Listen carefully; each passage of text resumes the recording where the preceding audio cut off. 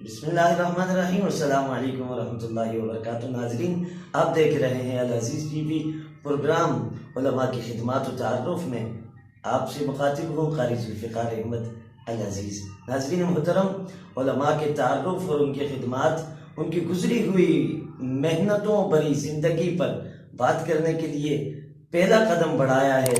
آج ہمارے اسٹوڈیو کی زینت بنے ہیں حضرت علامہ مولانا مفتی شفیق الرحمان شاذلی دامت برکاتہ العالیہ۔ السلام علیکم ورحمۃ اللہ وبرکاتہ۔ وعلیکم السلام ورحمۃ اللہ وبرکاتہ۔ مفتی صاحب کیسے مزاج شریف ہے آپ کے؟ الحمدللہ رب العالمین، آپ کی دعائیں۔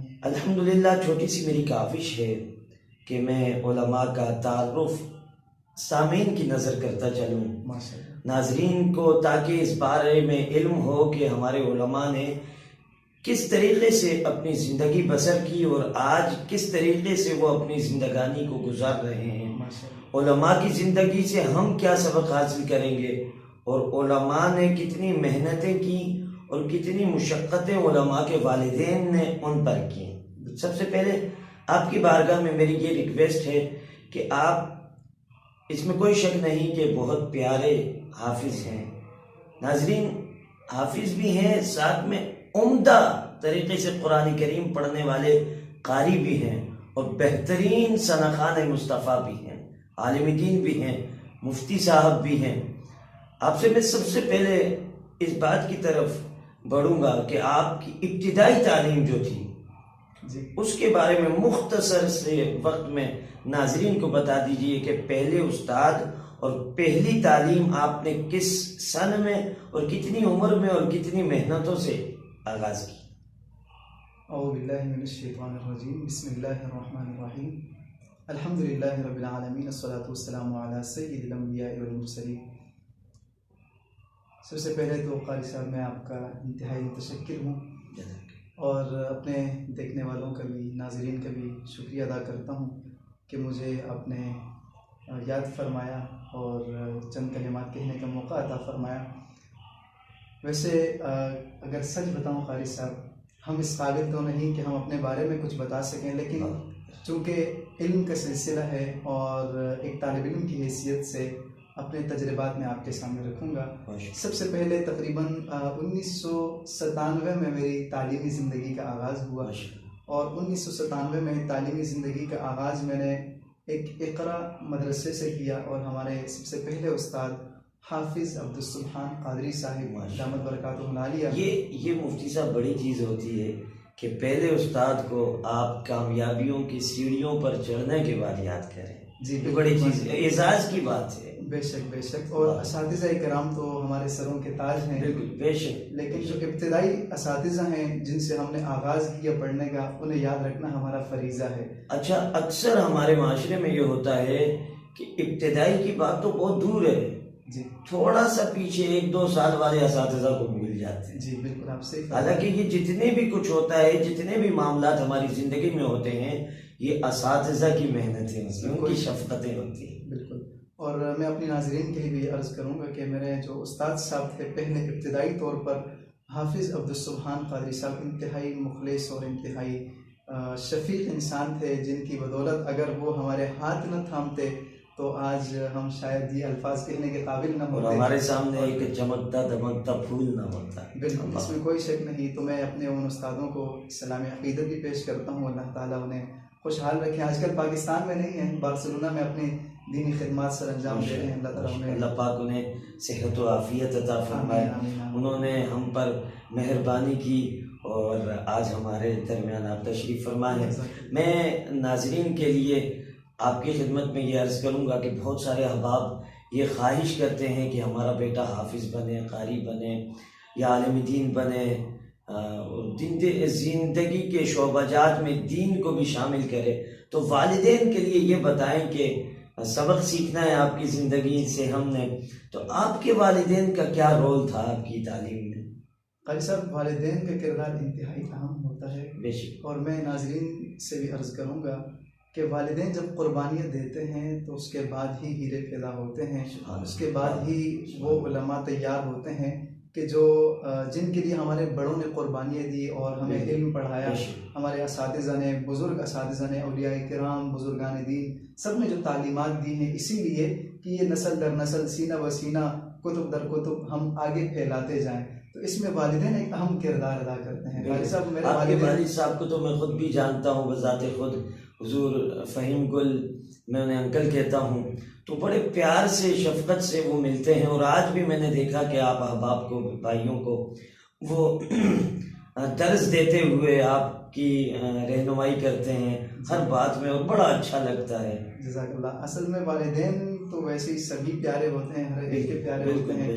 اب جس طرح میرے والد گرامی ہیں، انہوں نے تربیت کی، سب بچوں کی، سب بھائیوں کی، ہمارے بھائیوں کی تربیت فرمائی، اور جس طرح آپ کے والد گرامی ہیں انہیں ہم قدر کی نگاہ سے دیکھتے ہیں، اللہ انہیں غریق رحمت فرمائے. تو والد گرامی نے انتہائی ساتھ دیا، اور انہوں نے قدم بہ قدم ہمیں تھاما اور سہارا دیا. سب سے بڑھ کر والدین کے لیے جو اہم مرحلہ ہوتا ہے قاری صاحب، چونکہ والدین کی بات چلی ہے، سب سے بڑا جو مرحلہ ہوتا ہے وہ بچے کی جدائی ہوتی ہے. جدائی ہوتی ہے. بچہ جب والدین سے جدا ہوتا ہے تو والدین کس طرح وہ لمحات برداشت کرتے ہیں، یہ بیان ہم نہیں کر سکتے، یہ صرف والدین جانتے ہیں. اور پھر الحمدللہ والدین میں سے والدہ نے بھی انتہائی دعاؤں سے نوازا، اللہ تعالیٰ انہیں غریق رحمت فرمائے، اور انہوں نے یہ جدائیاں برداشت کی. اور میں یہ سمجھتا ہوں کہ اس وقت الحمدللہ اگر یہ جو دو الفاظ میں آپ کے سامنے اور ناظرین کی گوش گزار کر رہا ہوں، یہ والدین کی دعاؤں کا اور اساتذہ کی محنت کا نتیجہ ہے. مفتی صاحب، آپ نے جدائی کا ذکر کیا، آپ گھر سے مدرسے، رہائشی مدرسے میں پڑھنے نکلے، تو اس وقت یا آج بھی، آج تو ایک دن کے لیے، چند گھنٹوں کے لیے بچہ گھر سے جاتا ہے تو جیب خرچی ضرور لے کے جاتا ہے، وگرنہ چھٹی بھی کروانی پڑ جاتی ہے بعض اوقات. تو اس وقت جب آپ ہفتے کے لیے، 2 ہفتے کے لیے، مہینوں کے لیے، ہر جگہ کے الگ الگ رول اصول ہوتے ہیں، تو آپ کو کیا خرچی ملا کرتی تھی؟ اللہ اکبر. قاری صاحب، آپ نے انتہائی ماضی کے جھروکوں میں مجھے جھانکنے پر مجبور کر دیا ہے. آپ دیکھیں، جس طرح میں نے عرض کی کہ 1997 میں میں نے تعلیم کا آغاز کیا تھا، تو 1997 میں آپ جانتے ہوں گے، جو احباب ایسے دور سے گزر چکے ہیں وہ بھی جانتے ہوں گے کہ اس زمانے میں یہ 100 اور 50 تو ہم سوچ ہی نہیں سکتے تھے. ظاہر ہے اس زمانے میں یہی ہوتا تھا، جو متوسط گھرانے تھے ان کو 58-54 ملتی تھی، اور وہ 58 پیارا دور تھا. سبحان اللہ. اس زمانے میں برکتیں بھی تھیں، اور سب سے بڑی بات خیر القرون قرنی ثم الذین یلونہم ثم الذین یلونہم. نبی علیہ السلام کا فرمان بھی ہے کہ میرے بعد والا زمانہ بہتر ہے، پھر اس کے بعد جو ہے جتنا میرے قریب ہوگا زمانہ وہ بہتر ہوگا، جتنا دور ہوتا چلا جائے گا برکت آزمائشیں آ جائیں گی. تو اس دوران والدین کی طرف سے مجھے 8 آنے ملا کرتے تھے، اور بخوشی میں اسے دیا کرتا تھا، اور الحمدللہ برکتیں بھی اس کی بڑی تھی. اور آپ دیکھیں آج کے اس زمانے میں تو یہ اپنے دوست احباب سے بھی عرض کرتا ہوں، اور اپنے خاص طور پر جو ہمارے چھوٹے بچے ہیں ان سے بھی عرض کرتا ہوں، 2 باتیں ہیں اس میں ہمیں دیکھنا چاہیے، والدین کو خاص طور پر توجہ اس میں دینی چاہیے. پہلی بات تو یہ ہے کہ اگر ہم کسی رہائشی مدرسے میں، اپنے ہاسٹل میں اپنے بچے کو بھیجتے ہیں تو اسے اتنی ہم جیب خرچی دیں جس سے وہ اپنی ضرورتیں پوری کر سکیں. اور اگر ہم اسے اضافی خرچی دیتے ہیں تو ظاہر ہے کہ جب وہ اضافی خرچی ان کے پاس ہوگی تو انسان کے پاس جتنا زیادہ مال آتا ہے اتنا وہ حریص ہوتا جاتا ہے، اور پھر وہ جو اصل مقصد ہے اس سے دھیان بڑھ جاتا ہے.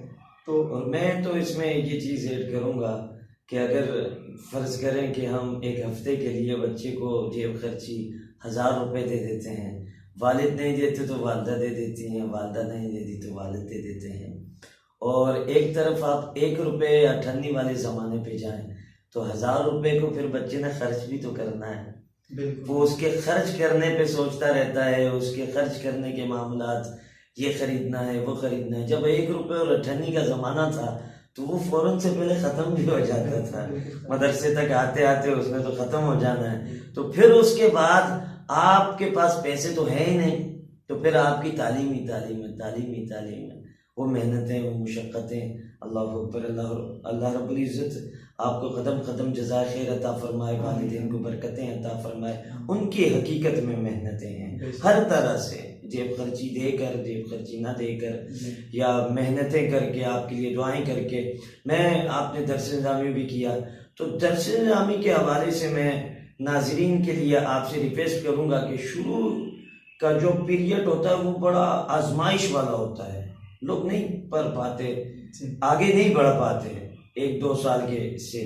تو آپ کیا میسیج دیں گے کہ عوام کو دل برداشتہ نہیں ہونا چاہیے اور عوام کو دل باندھنا چاہیے، اس کے لیے کیا طریقہ استعمال کیا ہے؟ جی بالکل، میں آپ کے اور آپ کے توسط سے ناظرین کے بھی گوش گزار کروں گا. ابتدائی مرحلہ جب انسان علم حاصل کرنے کے لیے نکلتا ہے، خاص طور پر درس نظامی یعنی مروجہ جو عالم کورس ہے ہمارے ہاں، تو ہم جب اس کا آغاز کرتے ہیں ابتدائی طور پر ظاہر شیطان کے وسوسے بہت زیادہ ہوتے ہیں اور طالب علم کو تو وہ ہر قدم پر روکنے کی کوشش کرتا ہے. تو ابتدائی ایام میں ظاہر گرامر کے سلسلے ہوتے ہیں اور اس میں صرف نو ہوتی ہے اور اس طرح کے فنون ہوتے ہیں، ابتدائیات مبادیات ہمیں سکھائے جاتے ہیں.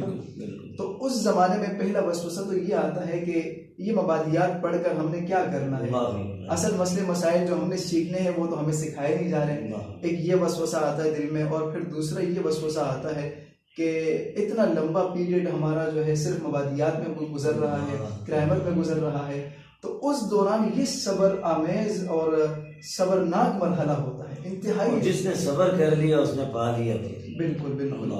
تو اس موقع پر طالب علم کو صبر کی تلقین بھی ہونی چاہیے، اساتذہ کی طرف سے، والدین کی طرف سے اور دیگر ساتھیوں کی جانب سے بھی، اور سب سے بڑھ کر اسے اس انداز میں آگے موٹیویٹ کیا جائے اساتذہ اور والدین کی طرف سے کہ وہ بور نہ ہو، بورنگ محسوس نہ کرے. کوئی ایسا طریقہ، کوئی ایسا حربہ استعمال کرنا چاہیے کہ وہ جڑا رہے. جی بالکل، اس کے طریقے ہیں جیسے آپ نے دیکھا ہوگا مدارس میں اور اسکولز کالجز میں جو ہے نصابی سرگرمیوں کے ساتھ جو ہے اس کے علاوہ دیگر سرگرمیاں بھی ہوتی ہیں نا. نصابی سرگرمیاں ہیں جیسے کتابیں ہو گئی، اور اس کے علاوہ جو سرگرمیاں ہیں مثال کے طور پر کھیل کود، باقاعدہ اس میں تفریحات کا سلسلہ ہوتا ہے اس میں، اور ان کو باقاعدہ مقابلے کروائے جاتے ہیں اس میں، کھیلوں میں، کرکٹ میں اور فٹ بال میں، والی بال میں، اس طرح کے کھیل ان کے لیے رکھے جاتے ہیں. تو اس طرح کے کھیل ان کے سامنے رکھے جائیں تاکہ وہ وابستہ رہے کھیل میں. اور بہت پیاری تجویز ہے مفتی صاحب آپ کی. خطا کلامی کے لیے معذرت، وقت بہت مختصر ہے، آپ سے بہت کچھ جاننا ہے میں نے. آپ نے تعلیم کا اتنا لمبا پیریڈ گزارا، کوئی ایسا موقع، لمحہ، کوئی گھڑی، کوئی ایسی قصہ کہانی جو آپ کو یاد رہنے والی ہے، جو آپ کے دل و دماغ پر نقش ہے، ہمارے ناظرین کے لیے آپ اگر فرمائیں؟ بالکل قاری صاحب، کئی بہت سارے ایسے واقعات ہوتے ہیں انسان کے ساتھ جو اس کے ذہن پر ثبت ہو جاتے ہیں اور انمٹ نقوش چھوڑ جاتے ہیں. ان میں سے ایک واقعہ، میں جب دارالعلوم نعیمیہ میں درس نظامی کے آخری سالوں میں تھا اور منتہی درجات تھے میرے، اس دوران میں علامہ سعیدی صاحب رحمۃ اللہ تعالیٰ علیہ، میرے استاد محترم شیخ الحدیث شیخ التفسیر علامہ غلام رسول سعیدی صاحب رحمۃ اللہ تعالیٰ علیہ کی خدمت کرنے کا مجھے موقع ملا. تو اس دوران اساتذہ کی طرف سے بھی شفقتیں تھی اور دیگر عملوں کی، جتنا عملہ تھا ان کی